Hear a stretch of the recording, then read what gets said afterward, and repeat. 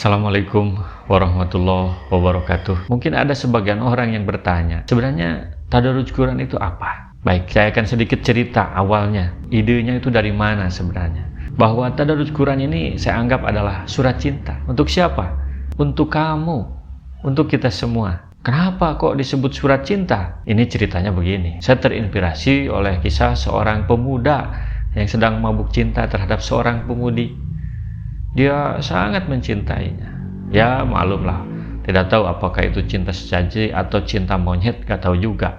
Tapi itulah mungkin masa muda dengan berbagai pengaruh yang terjadi zaman hari ini. Sehingga dia karena saking mencintainya, pada waktu itu memang masa-masa ramenya yang namanya pernikahan dini. Apalagi hari ini juga mungkin sinetron dan sebagainya untuk mendukung terhadap percintaan itu sangat luar biasa. Tapi dia tidak ingin terjerumus kepada sesuatu yang dilarang oleh Allah. Makanya dia langsung melamar, meminang kepada orang tuanya untuk menikah dengan pemudi tersebut. Dengan gentle dia datang ke rumah orang tuanya. Tentu dengan sebelumnya sudah melakukan ta'aruf sesuai dengan standar atau sesuai dengan aturan yang diatur dalam Al-Quran. Maka dia terus mendesak kepada pemudi tersebut untuk memberikan jawaban. Dan jawabannya ternyata diberikan dalam bentuk surat. Jadi ini surat ya. Semacam beginilah mungkin amplopnya. Dan di amplop itu berisi surat yang sangat panjang, sangat tebal isinya itu. Sang pemuda itu kemudian membaca surat itu satu kali. Gak ngerti. Dibaca satu kali gak ngerti. Karena dia harap-harap cemas kan. Ketika sebelum datang surat dia berharap. Dan dia bertanya-tanya, ini suratnya itu menerima atau menolak. Hari kedua dia baca lagi. Ternyata hari ketiga baru paham bahwa pemudi tersebut telah menolak lamarannya, telah menolak cintanya. Dalam isi surat tersebut, sang pemudi menyampaikan bukannya dia tidak mencintai sang pemuda tersebut, tetapi dia lebih mencintai ibunya yang melarangnya untuk melakukan pernikahan dini. Kenapa pada waktu itu mereka masih sedang kuliah. Nah itulah mungkin jalan hidup untuk mereka berdua. Sehingga dengan surat itu, bolak-balik pemuda itu membacanya, bahkan sampai menangis dia membaca surat itu. Pemudi juga menyampaikan di dalamnya bahwa dia menulisnya dengan sambil menangis. Sehingga dari cerita pemuda dan pemudi yang mabuk cinta tersebutlah kemudian saya punya inspirasi, punya ide bagaimana sebenarnya Al-Quran itu adalah selalu diberi nama ada surat Al-Baqarah, surat Al-Fatihah. Oh berarti Al-Quran juga adalah surat cinta dari Allah kepada manusia. Karena Allah itu Ar-Rahmanur Rahim, sangat mencintai manusia.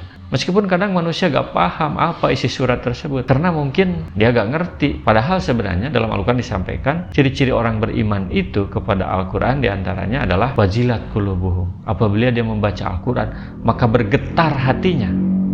Seperti seorang pemuda yang membaca surat dari pemudi yang dicintainya. Bergetar hatinya. Maka bagaimana kita bisa menjadikan Al-Quran sebagai surat cinta dari Allah Subhanahu wa Ta'ala kepada makhluknya, kepada ciptaannya, tentu kepada orang yang beriman. Al-Quran adalah surat cinta untukmu dari Tuhan yang mencintaimu. Tentang apa isinya?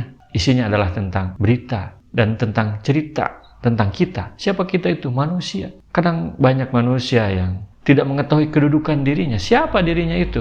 Mau kemana dia? Sehingga dia hidup selalu dalam pencarian. Dia tidak tahu siapa dirinya. Maka tadarus Quran ini hadir untuk memberikan sebuah gambaran, pelajaran tentang siapa kita sebenarnya. Itu diberitakan dengan lengkap dalam Al-Quran dan dikemas dalam berbagai cerita-cerita yang mengandung pelajaran yang sangat luar biasa, yang sangat inspiratif. Dijamin kalau orang yang membaca Al-Quran itu memahami makna yang ada dalam Al-Quran itu, dia pasti akan menangis dan terkadang dia akan tertawa. Itulah salah satu visi misi dari tadarus Quran ini. Sebagai bentuk pengingat bagi diri saya sendiri, juga mudah-mudahan bagi teman-teman semua, sehingga dengan membaca Al-Quran, kita bisa semangat setiap saat dalam hidup. Ketika sedih, membaca Al-Quran kemudian bisa bahagia. Ketika menemukan kesulitan hidup, kemudian bisa bangkit untuk mencari solusi. Karena solusi semua permasalahan itu ada dalam Al-Quran. Al-Quran itu adalah cerita dan berita tentang kita. Ada orang tua yang mengkhawatirkan tentang pendidikan anak-anaknya, apalagi di zaman zilenial ini, di zaman gadget, teknologi informasi yang luar biasa, bahkan sudah zaman artificial intelligence. Bagaimana pendidikan anak-anak kita di masa yang akan datang? Maka tadarus ini Mudah-mudahan menjadi salah satu solusi bagaimana mereka generasi-generasi yang mungkin sudah terlalu jauh dengan Al-Quran, kemudian dengan hadirnya tadarus Quran di channel ini, bisa mendekatkan mereka dengan Al-Quran, sehingga ini juga menjadi bahan pelajaran untuk mereka yang membutuhkan generasi zilenial untuk memahami Al-Quran itu sendiri. Ini kadang jadi pertanyaan, Rasulullah itu di dalam masa kegelapan waktu itu bisa mengubah peradaban, bisa mengubah sebuah karakter budaya. Melalui apa? Ternyata itu adalah dengan Al-Quran. Kita bisa belajar kepada Nabi, mulai belajar tadarus Quran ini bagaimana Nabi Muhammad SAW secara bertahap dia mengubah masyarakat. Dari awalnya masyarakat yang berada dalam kebodohan, kemudian menjadi masyarakat yang penuh dengan cahaya kemajuan, cahaya peradaban. Masyarakat yang awalnya berada dalam masyarakat yang kotor, yang sakit, menjadi masyarakat yang bersih dan masyarakat yang sehat, baik secara fisik maupun secara psikis, baik secara mental maupun secara spiritual. Itulah yang akan kita coba hadirkan di dalam tadarus Quran ini. Lalu, apakah tadarus Quran itu tafsir? Tadarus Quran bukan tafsir. Tadarus Quran adalah rangkuman dari hasil saya belajar. Karena tadarus itu bukan pakai S ya, di akhirnya pakai Z. Itu bukan tanpa makna. Tadarus itu artinya belajar. Sehingga sering kita ada istilah madrasah ibtidaiyah, madrasah sanawiyah. Nah, madrasah itu kan tempat belajar. Itu sama artinya dengan sekolah, cuma bahasa Arab. Sehingga tadarus itu satu akar kata dengan madrasah. Jadi tadarus itu artinya belajar. Meskipun hari ini mungkin orang kadang sulit membedakan antara tadarus dengan tilawah atau qiraah. Jadi kalau amalan bulan Ramadan apa? Di antaranya tadarus Quran. Harusnya kalau tadarus itu belajar. Jadi mempelajari Al-Quran, tidak hanya membaca. Kalau membaca kan tilawah Quran. Sehingga ini tadarus. Kemudian, kenapa pakai Z? Karena belajar Al-Quran sesuai dengan tertib nuzul wahyu. Tadarus itu artinya pakai Z, tadarus ya, artinya bertahap. Jadi Al-Quran itu turun kan berangsur-angsur, tidak sekaligus. Di Mekah Al-Quran turun sebanyak 86 surat. Di Madinah sebanyak 28 surat. Sehingga total jumlah surat kan 114 surat. Sehingga saya susunkan tadarus Quran ini sesuai dengan tertib nuzul, sesuai yang masyhur. Teman-teman semua juga bisa melihat dalam Al-Quran kan selalu ada catatan di atas surat itu, biasanya surat Al-Alaq misalnya turun pertama kali, atau surat Al-Qalam turun setelah surat Al-Alaq. Nah, dari situlah kemudian disusunkan sehingga 114 surat yang akan kita bahas dalam tadarus Quran ini sesuai dengan riwayat tertib nuzul. Meskipun kadang-kadang ada surat yang disebutnya Madaniyah tetapi di dalamnya tersisip surat yang ayat yang turun di Mekah, atau sebaliknya ada surat Makkiyah tapi tersisip di dalamnya ayat yang sebenarnya turun di Madinah. Nah, itu sebenarnya karena apa yang disampaikan oleh Rasulullah, bahwa setelah ayat ini harusnya ayat ini, ayat ini, ayat ini. Tapi di sini tidak disusun per ayat tetapi per surat. Dan setiap surat juga kadang-kadang saya potong-potong sebagaimana Rasulullah mengajarkan kepada para sahabat. 10 ayat, kurang lebih sekitar 10 ayat atau 10 menit. Sehingga harapannya bisa lebih mudah memahaminya. Tadarus juga adalah pesan bahwa sukses tidak bisa instan. Sehingga ketika gagal jangan putus asa.